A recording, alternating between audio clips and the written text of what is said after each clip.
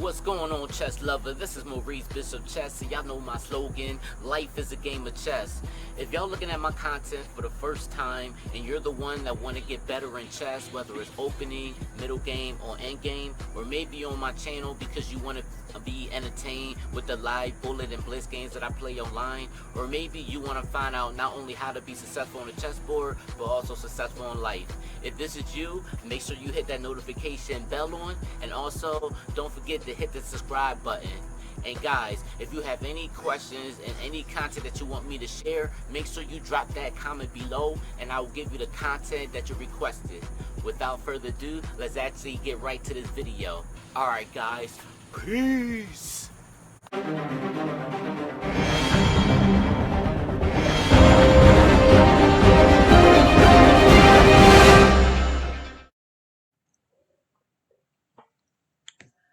What's going on, chess lover? This is Maurice Bishop Chess, and y'all know my slogan, life is a game of chess. Alright guys, today I actually want to get y'all to thinking today. I want to show y'all like some king hunts, and I want you to really use your head, in this particular game that I'm going to show you. This is actually my game. This was a longer time frame. So this was like a 3-minute blitz game. It's not really that long, but it's still long enough. All right. So without further ado, let's actually get started. Obviously, I played as white. I played a Monkeydluffyonepiece. Guess that's his name. But anyway, I play E4, C5, B4. Of course, guys, I do that wing gambit against the Sicilian. So instead of taking the pawn, my opponent decided, he wants to develop more of his piece instead of taking pawns. Because y'all know how my games go when they start taking pawns and everything, I start getting attacking. So I wound up taking, he takes with his bishop and I go D4. He goes bishop B6 and I go C3. Open to C3, I want to make sure that my center is great, and also it defends against any type of A5 checks, or maybe if the especially even if the queen was, or if the bishop was going to go bishop B7 instead of bishop B6, it will prevent the queen from going on A5 check as well. So that was my thinking in that though. But also it's just a great for pawn formation as well. Usually like people go D5 first, but obviously he didn't do that. He goes knight E7. So I just develop with knight F3. My opponent castles, and I go bishop D3. All right, my opponent goes D6, and I go H4. And then my opponent go knight B6, just developing. This is where it gets dangerous, guys. So I just want to explain something to y'all. So I don't know if y'all read the book, The Art of Attack. I know most of people who got a passion for chess know the book called The Art of Attack by Vladimir Rulovic. It's a definitely classic game. I will actually put that book link in the description box so y'all can check that out yourself. But it's an awesome book. I think everybody needs to have it for real. But in this book, it talks about focal points and everything. So, which is what I want to get at. All right. So after knight BC6, I go E5. This is why. So I just want y'all to memorize this patterns. When you have a bishop aiming, then you have a particular potential knight that could go G5, and then you have a queen that could potentially go queen H5, and my rook has the opportunity to go H3 and then over, hitting that king as well. So there's a lot of different variations of attacking the king, but there's some that you can get to the king a lot faster, which is what I'm about to show you. So my opponent goes D captures E5, and how would y'all play this? I kind of gave y'all a hint though, but I didn't really tell y'all. So what would y'all do in this position if you was white? Give y'all 3 seconds to think about it. If you need to pause the video, you can pause the video.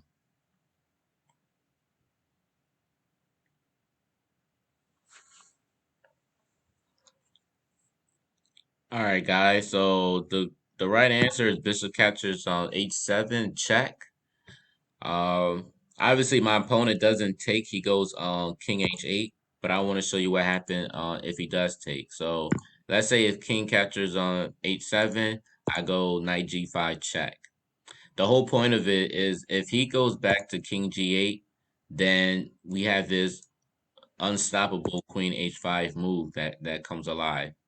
And then of course, there's no way he could really stop this mate unless he move his rook over. So if he decides to move his rook over, we got Queen catches F7 check.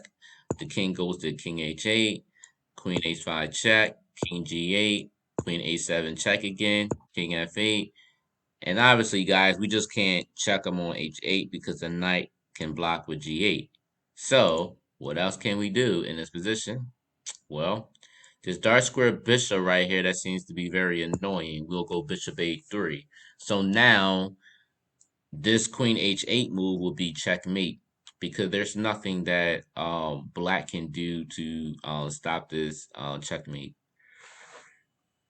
Ooh, excuse me, guys. But yeah, so even if the knight goes B4 or whatever, it wouldn't matter. Yeah, it wouldn't matter at all. Like we'll just take with the bishop, but this knight will still be pinned. So it's still this mate is inedible, which is crazy. All right, so let's look at this guy. So what if he doesn't go King G8? What if he goes G6? You know, and that's why, like, when you understand patterns, you don't even got to think about it. You'll just do the moves because you understand position, you understand the patterns. You know what you need to do. So in this position, all we would have to do is just go H5 check. That's really all we have to do. Now, if he decides to be suicidal and everything, then we'll go Queen F3 checkmate. That's what we would do. So, or if he decides to go King A6, then we'll hit him with like Knight catchers F7 check.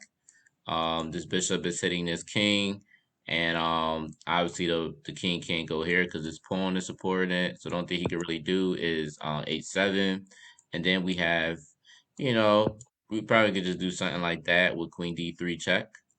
You know, why not? You know, it don't matter where that the king goes at all, but we'll just take his queen. Simple as that. And then white is just winning after that, you know? But in this case, I'm just showing you like what would happen if, the black king does take. But in this case, my opponent, obviously he didn't take my light square bishop. So what I did is, matter of fact, I'm gonna tell y'all show me what would I do in this position. If you was me, what would you do in this position? Give y'all 3 seconds or 5 seconds. Pause the video if you have to. Yeah, man, I'm getting y'all to think today. Getting y'all to think.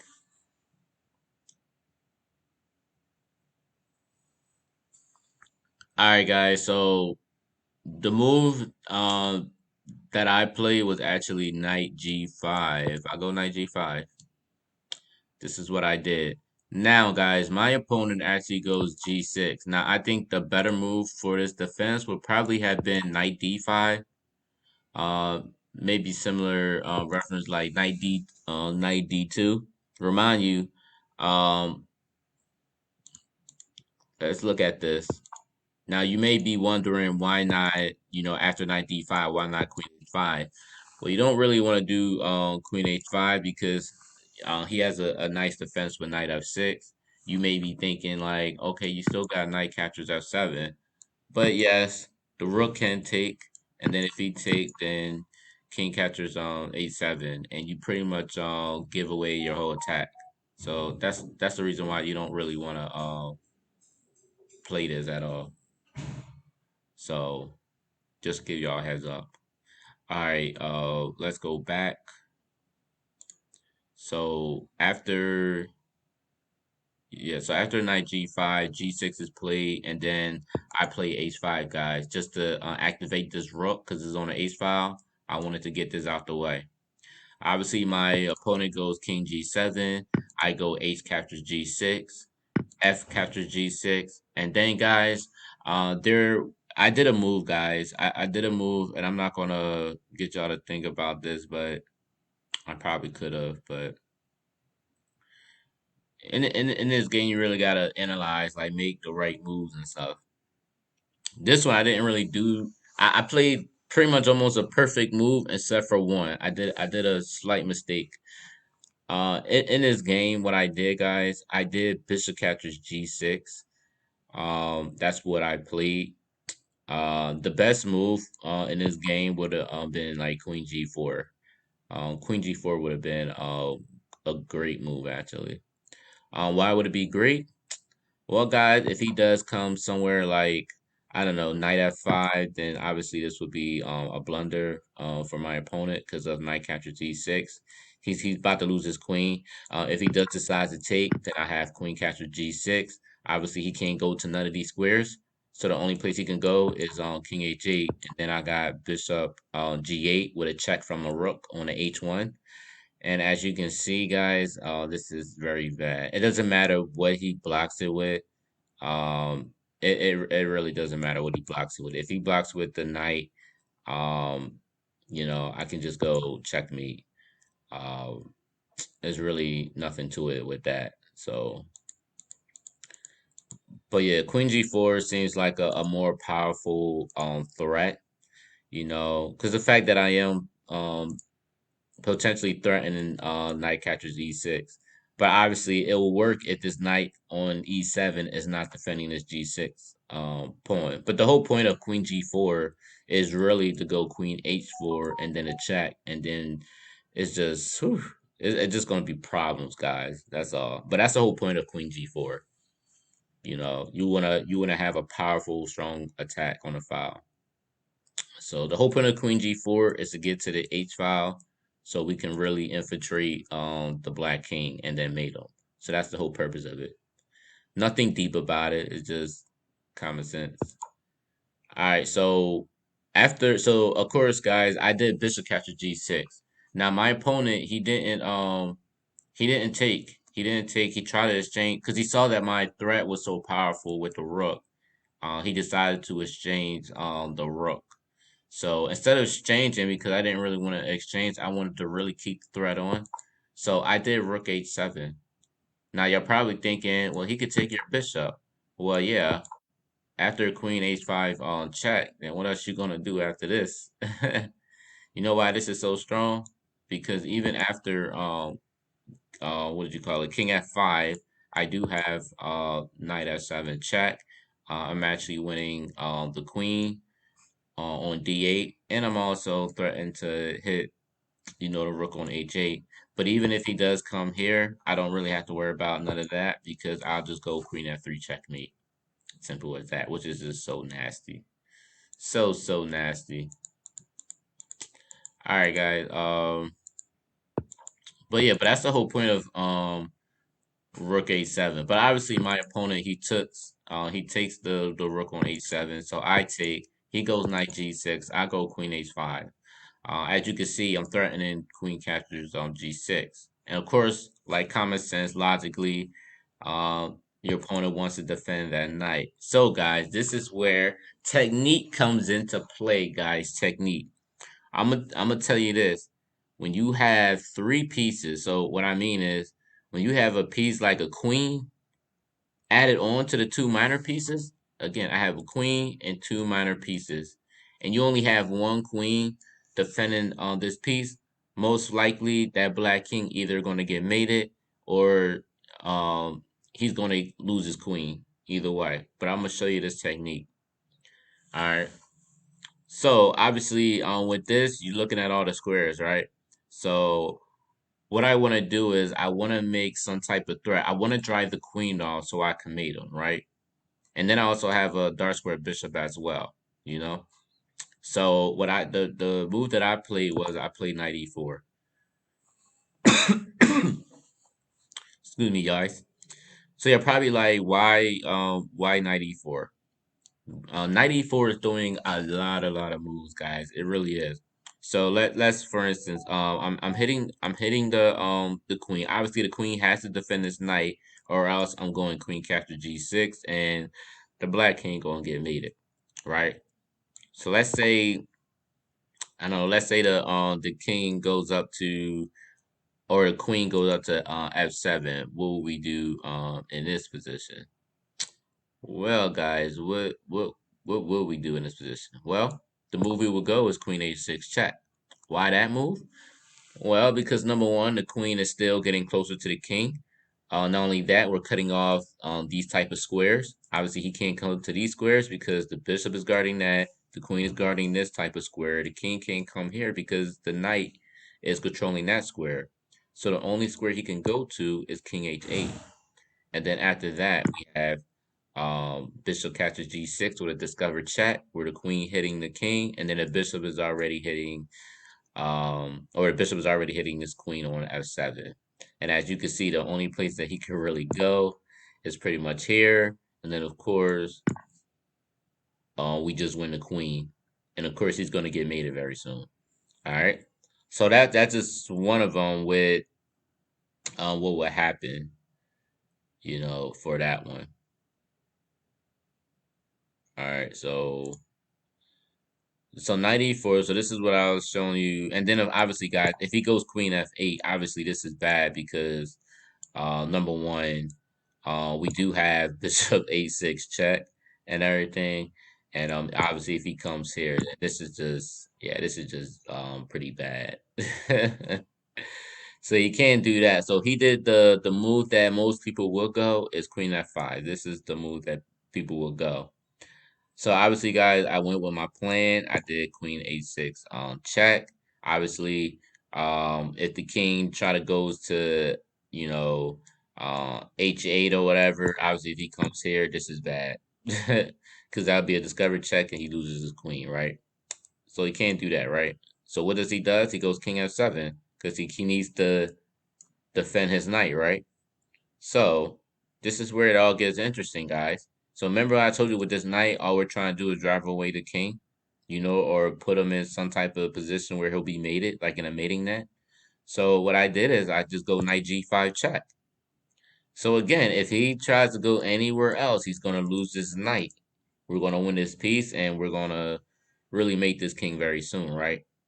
So of course he's trying to defend this, this knight right here, right? So then this is where the trick is. So look where this knight is at. Remind you, when you're playing this, you want to look at the squares that the king can go to. So obviously the king can't come here because of the knight. The king can't come here because the queen is controlling these squares. And obviously the knight can't be taken because I have this bishop right here, right? So look at this. So the move I played was bishop captures G6. Now he's probably thinking, well, we're about to exchange queens and all that other stuff. Wrong. All we did was we took this knight because this knight was defending that square. So look at this. This knight was defending that square. We want to potentially get to Queen F8, and get him boxed in, right? So that's the reason why we went bishop captures G6. And after bishop captures G6, the queen takes and we go Queen F8 check. So notice, guys, the king can't come here. He can't come here. He can't come here. He can't take the knight because the bishop is here. And definitely this king can't come here because obviously the queen is hitting that king. So what is the only legal move that black can do? Pretty much give up his queen. He goes Queen F7, and then we hit him with Queen captures F7, checkmate. All right, so caboose be gone. The black king is mated. Well, guys, I hope you enjoyed this video. Please like, please share, please comment. Definitely let me know what y'all think. If you're watching this content for the first time, make sure you turn on that notification bell on. And also, guys, don't forget to hit the subscribe button. All right, guys. Peace.